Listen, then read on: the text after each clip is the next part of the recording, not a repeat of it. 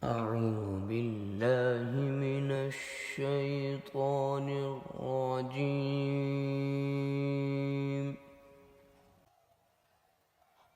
بسم الله الرحمن الرحيم.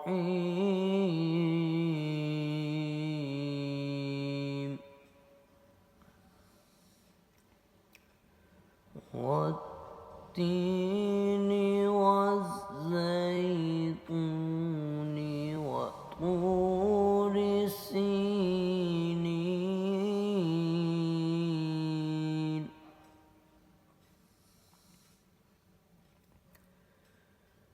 وهذا